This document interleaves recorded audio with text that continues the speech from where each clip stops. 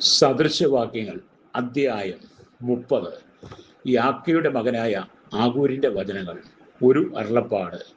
ആ പുരുഷന്റെ വാക്യമാവിത്: ദൈവമേ, ഞാൻ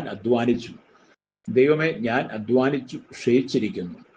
ഞാൻ സകല മനുഷ്യരിലും മൃഗപ്രായനത്രേ. മാനുഷബുദ്ധി എനിക്കില്ല. ഞാൻ ജ്ഞാനം അഭ്യസിച്ചിട്ടില്ല. പരിശുദ്ധനായവന്റെ പരിജ്ഞാനം എനിക്കില്ല. സ്വർഗത്തിൽ കയറുകയും ഇറങ്ങി വരികയും ചെയ്തവൻ ആർ? കാറ്റിനെ തൻ്റെ മുഷ്ടിയിൽ പിടിച്ചടക്കിയവൻ ആർ? വെള്ളങ്ങളെ വസ്ത്രത്തിൽ കെട്ടിയവൻ ആർ? ഭൂമിയുടെ അർദികളെയൊക്കെയും നിയമിച്ചവൻ ആർ? അവൻ്റെ പേരെന്ത്? അവൻ്റെ മകൻ്റെ പേർ എന്ത്? നിനക്കറിയാമോ? ദൈവത്തിൻ്റെ സകല വചനവും ശുദ്ധി ചെയ്തതാകുന്നു. തന്നിൽ ആശ്രയിക്കുന്നവർക്ക് അവൻ പരിച തന്നെ.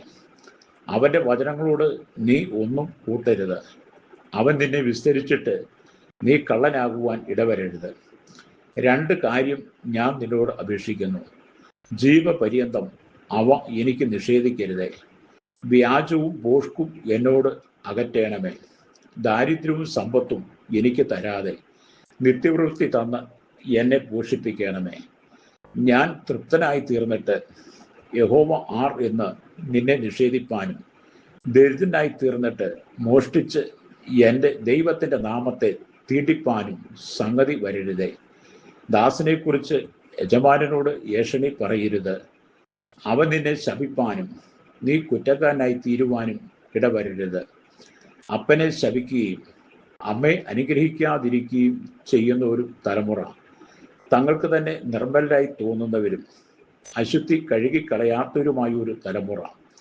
അയ്യോ, ഈ തലമുറയുടെ കണ്ണുകൾ എത്ര ഉയർന്നിരിക്കുന്നു! അവരുടെ കണ്ണിമകൾ എത്ര പൊങ്ങിയിരിക്കുന്നു! എളിയവരെ ഭൂമിയിൽ നിന്നും ദരിദ്രരെ മനുഷ്യരുടെ ഇടയിൽ നിന്നും തിന്നുകളവാൻ തക്കവണ്ണം മുമ്പല് വാളായും അണപ്പല്ല് കത്തിയായും ഇരിക്കുന്ന ഒരു തലമുറ. കന്നട്ടയ്ക്ക് തരിക എന്ന 2 പുത്രിമാരുണ്ട്. ഒരിക്കലും തൃപ്തി വരാത്തത് 3 ഉണ്ട്. മതി എന്ന് പറയാത്തത് 4 ഉണ്ട്. പാതാളവും വന്തിയുടെ ഗർഭപാത്രവും വെള്ളം കുടിച്ച് തൃപ്തി വരാത്ത ഭൂമിയും മതി എന്ന് പറയാത്ത തീയും തന്നെ. അപ്പനെ പരിഹസിക്കുകയും അമ്മയെ അനുസരിക്കാതിരിക്കുകയും ചെയ്യുന്ന കണ്ണിനെ തോട്ടരികത്തെ കാക്ക കുത്തിപ്പറിക്കുകയും കഴുകി കുഞ്ഞുങ്ങൾ തിന്നുകയും ചെയ്യും. എനിക്ക് അതിവിസ്മയമായി തോന്നുന്നത് 3 ഉണ്ട്. എനിക്ക് അറിഞ്ഞുകൂടാത്തത് 4 ഉണ്ട്. ആകാശത്ത് കഴുകന്റെ വഴിയും പാറമേൽ സർപ്പത്തിന്റെ വഴിയും സമുദ്രമധ്യേ കപ്പലിന്റെ വഴിയും കനിയോടുകൂടെ പുരുഷന്റെ വഴിയും തന്നെ. വ്യഭിചാരിണിയുടെ വഴിയും അങ്ങനെ തന്നെ. അവൾ തിന്ന് വായി തുടച്ചിട്ട് ഞാൻ ഒരു ദോഷവും ചെയ്തിട്ടില്ലെന്ന് പറയുന്നു. 3ന്റെ നിമിത്തം ഭൂമി വിറയ്ക്കുന്നു. 4ന്റെ നിമിത്തം അതിന് സഹിച്ചുകൂടാ.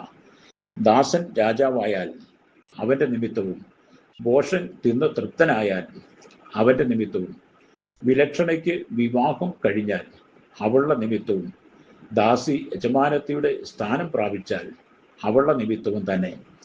ഭൂമിയിൽ എത്രയും ചെറിയവയെങ്കിലും അത്യന്തം ജ്ഞാനമുള്ളവയായിട്ട് 4 ഉണ്ട്.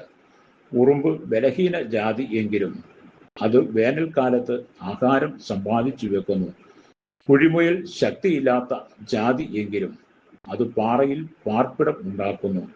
വെട്ടിക്കിളിക്ക് രാജാവില്ല എങ്കിലും അതൊക്കെയും അണിയണിയായി പുറപ്പെടുന്നു. പല്ലിയെ കൈകൊണ്ട് പിടിക്കാം എങ്കിലും അത് രാജാക്കന്മാരുടെ അരമനകളിൽ പാർക്കുന്നു. ചന്തമായി നടക്കൊള്ളുന്നത് 3 ഉണ്ട്. ചന്തമായി നടക്കുന്നത് 4 ഉണ്ട്. മൃഗങ്ങളിൽ വെച്ച് ശക്തിയേറിയതും ഒന്നിനും വഴിമാറാത്തതുമായ സിംഹവും നായാട്ട് നായും കോലാട്ട് കൊറ്റനും സൈന്യസമേതനായ രാജാവും തന്നെ. നീ നിഗളിച്ച് ഭോഷത്വം പ്രവർത്തിക്കുകയോ ദോഷം നിരൂപിക്കുകയോ ചെയ്തു പോയെങ്കിൽ കൈകൊണ്ട് വായി പൊത്തിക്കൊള്ളുക. പാൽ കടഞ്ഞാൽ വെണ്ണയുണ്ടാകും. മൂക്ക് ഞെക്കിയാൽ ചോര വരും. കോപം ഇളക്കിയാൽ വഴക്കുണ്ടാകും.